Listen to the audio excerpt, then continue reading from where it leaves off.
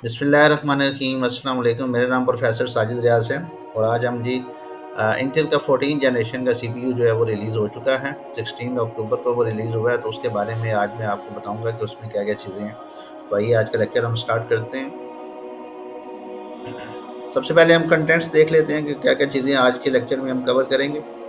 तो सबसे पहले हम देखेंगे जी कि इंटेल के जो 14 जनरेशन प्रोसेसर्स हैं वो कौन-कौन से हैं। उसके बाद फिर हम देखेंगे एक स्लाइड सा कंपैरिजन देखेंगे 14 जनरेशन सीपीयूज़ जो हैं।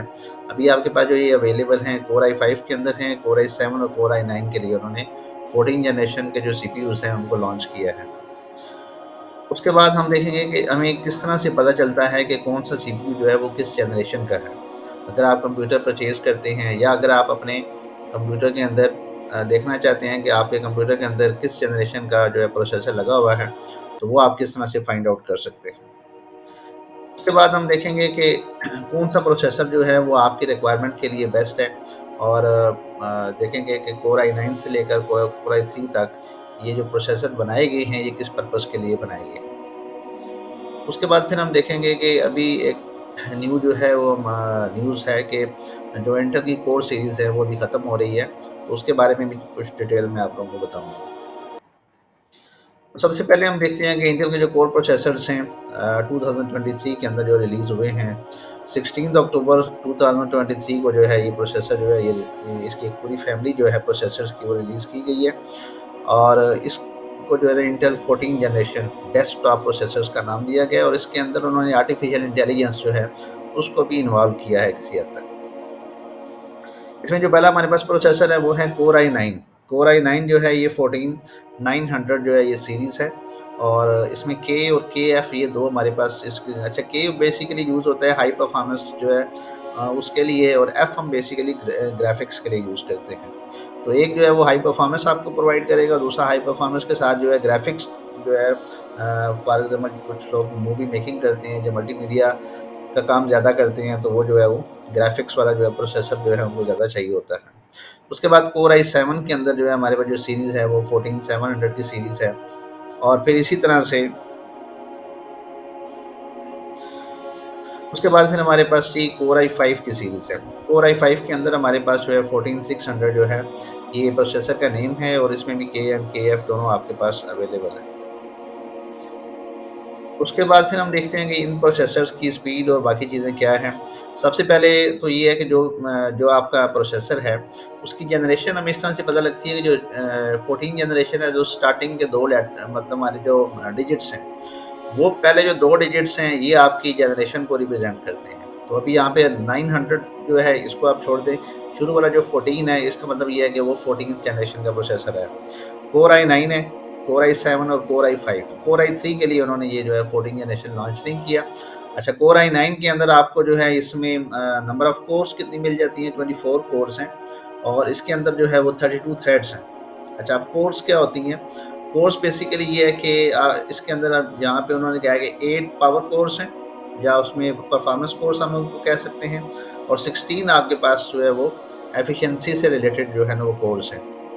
अब पावर पावर वाली जो आपकी ये कोर्स होती हैं या परफॉर्मेंस वाली जो कोर्स हैं, इनका बेसिक पर्पज़ ये होता है कि जो हैवी ड्यूटी टास्क होती हैं, वो ये कोर्स परफॉर्म करती हैं और जो आपकी ज़रा लाइट काम होता है, फॉर एग्ज़ाम्पल आपने किसी सॉफ्टवेयर को मिनिमाइज़ कर दिया या बैकग्राउंड के अंदर कुछ चीज़ें जो है या कुछ आपके प्रोसेसेस या प्रोग्राम्स चल रहे होते हैं, उनको ये जो एफिशिएंट कोर्स हैं, ये बेसिकली उनको हैंडल करती हैं। तो यानी कि उसके अंदर ज़रा प्रोसेसिंग की नीड्स जो है वो लो होती है, तो वो 16 एफिशिएंट कोर्स हैं और फिर आपकी 8 जो है वो परफॉर्मेंस कोर्स हैं।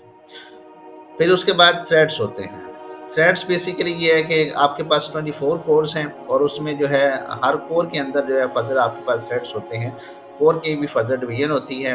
किसी में आपके पास अगर लेट्स से कि कुछ कोर्स के अंदर आपके पास 2-2 की डिवीज़न होगी, 2-2 थ्रेड्स होंगे और किसी के अंदर जो है 1 होगा। तो उसमें 32 बेसिकली ये है कि आप जो है वो 32 लिंक्स इसके अंदर जो है एट अ टाइम जो है यानी कि 32 इनपुट्स और 32 आउटपुट्स इससे जनरेट हो सकती हैं।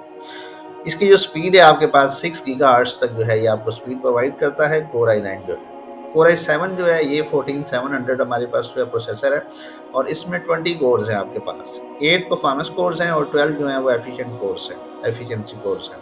फिर इसी तरह से 28 जो है इसके अंदर थ्रेड्स होते हैं और इसी तरह से जी ये 5.6 गीगाहर्ट्ज़ तक जो है आपको ये मैक्सिमम जो है वो परफॉर्मेंस या फिर स्पीड प्रोवाइड करता है।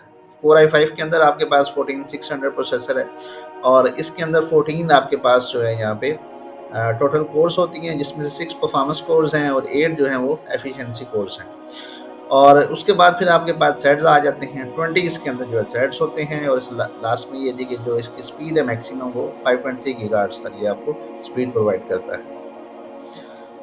अब हम देखते हैं कि जनरेशंस जो हैं हमें किस तरह से पता चलती हैं।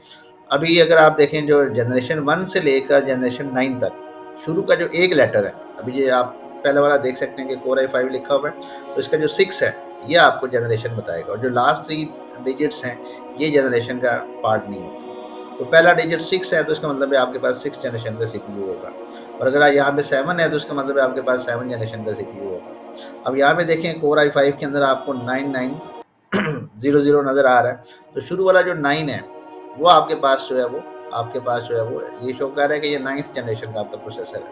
अच्छा, जब आपके पास 10th जनरेशन आ गई तो लास्ट वाले 3 डिजिट वही रहेंगे, शुरू वाला 1 डिजिट इंक्रीज हो जाएगा। तो अब आपके पास जो है टोटल इसके अंदर 5 डिजिट्स होते हैं। तो इसमें जो 10 है वो आपको 10th जनरेशन शो कर रहा है, फिर इसी तरह नीचे आपके पास 12 है तो ये 12th जनरेशन को शो करेगा। अभी हमने पिछली स्लाइड्स के अंदर देखा उसमें 14 था स्टार्टिंग में, तो उसका मतलब 14 जनरेशन। तो इस तरह से आप अपने कंप्यूटर का जो है प्रोसेसर देख सकते हैं कि वो कौन सी जनरेशन से बिलोंग करता है। उसके बाद ये है कि हर प्रोसेसर की जो फंक्शनैलिटी है वो डिफरेंट है, ठीक है। अब लेट्स से कि कोर i9 है, तो कोर i9 बेसिकली ये है कि आप जो लोग गेम प्ले करते हैं और बहुत ज़्यादा एडवांस लेवल की गेम्स को प्ले करते हैं और उसके अंदर ग्राफिक्स बहुत ज़्यादा हाई चाहिए होते हैं, तो डेफिनेटली उसमें प्रोसेसिंग पावर भी आपको बहुत ज़्यादा चाहिए होती है। तो इस तरह की अगर आपका काम है तो या उसके अंदर जो मल्टीटास्किंग है बहुत ज़्यादा है, यानी कि ये कह लेंगे एट अ टाइम जो है प्रोसेसिंग बहुत ज़्यादा होती है, तो फिर आप वहाँ पे कोर i9 बेसिकली यूज़ करते हैं जहाँ भी आपको एक्सट्रीम परफॉर्मेंस चाहिए होती है। हर पर्सन के लिए जो है वो कोर i9 नहीं है। उसके बाद कोर i7 पे आते हैं, ये भी हाई एंड प्रोग्रामिंग के लिए गेमिंग के लिए यूज़ होता है और दूसरे नंबर पे कनेक्टिविटी अगर आपको स्ट्रॉन्ग चाहिए और सिक्योरिटी स्ट्रॉन्ग चाहिए तो फिर आप जो कोर i7 को यूज़ करते हैं। कोर i5 जो है बेसिकली होम यूज़ के लिए या फिर बिजनेस यूज़ के लिए, स्मॉल बिजनेसेस जो हैं वो उसको यूज़ कर सकते हैं या बड़े बिजनेसेस के अंदर भी इसको यूज़ किया जा सकता है। और इसमें ये है कि आप एक नॉर्मल गेमिंग कर सकते हैं, क्रिएटिविटी का काम कर सकते हैं या मल्टीटास्किंग भी आप परफॉर्म कर सकते हैं। अच्छा, कोर i3 जो प्रोसेसर है ये आपका जो है ना नॉर्मल एवरीडे टास्क के लिए होता है। तो बेसिकली ये है कि एक नॉर्मल जो होम यूज़र है कुछ इंटरनेट लगा लेगा या कुछ सॉन्ग्स या म्यूज़िक को प्ले कर लेगा, तो इस तरह के छोटे-मोटे काम जो है उसके ऊपर किए जा सकते हैं। तो इनमें से आप देख सकते हैं कि आपके लिए कौन-सा प्रोसेसर जो है वो ज़्यादा बेहतर है। तो नॉर्मली अगर एक नॉर्मल यूज़र के लिए मैं बात करूँ तो कोर i3 अगर बच्चों के लिए लेना है या कोई एक नॉर्मल यूज़र है तो उसके लिए कोर i3 भी ठीक है। और अगर कोई प्रोफेशनल है ज़रा और लेकिन उसका काम जो है बहुत ज़्यादा वो है स्ट्रेस वाला नहीं है, इतनी ज़्यादा प्रोसेसिंग पावर उसको नहीं चाहिए तो कोर i5 भी सफिशिएंट है। उसके बाद अब हम उस बात की तरफ आते हैं कि इंटेल कोर सीरीज़ जो है वो अब ख़त्म हो रही है। अभी ये 14 जनरेशन का उन्होंने लास्ट प्रोसेसर दिया है और अब उन्होंने अनाउंस कर दिया कि इसके बाद जो है core i3, core i5, core i7, core i9 ये वाली सीरीज़ यूज़ नहीं करेंगे। अब जैसे हमारे पास पहले पेंटियम सीरीज़ थी, पेंटियम ख़त्म हुई, आपके पास कोर सीरीज़ आ गई। अब कोर सीरीज़ भी एंड हो गई है। अब नेक्स्ट जो आपके पास प्रोसेसर्स आएँगे वो कोर के नाम से नहीं आएँगे, किसी और सीरीज़ के नाम से आपको जो है ना ये प्रोसेसर्स मिलेंगे। तो ये बेसिकली एक न्यूज़ थी कि मैंने कहा आप लोगों के साथ शेयर कर दूँ कि अब जो है आप नए प्रोसेसर्स हैं वो कोर सीरीज़ के साथ जो है वो ख़त्म हो जाएँगे। और बहुत शुक्रिया जी, आज के लिए इतना ही था। आई होप कि आज की वीडियो आपको पसंद आई होगी और अगर पसंद आई है तो इसको लाइक भी कर दें, शेयर भी कर दें और अभी तक अगर आपने मेरे चैनल को सब्सक्राइब नहीं किया तो सब्सक्राइब भी कर दें। बहुत शुक्रिया। अल्लाह हाफ़िज़।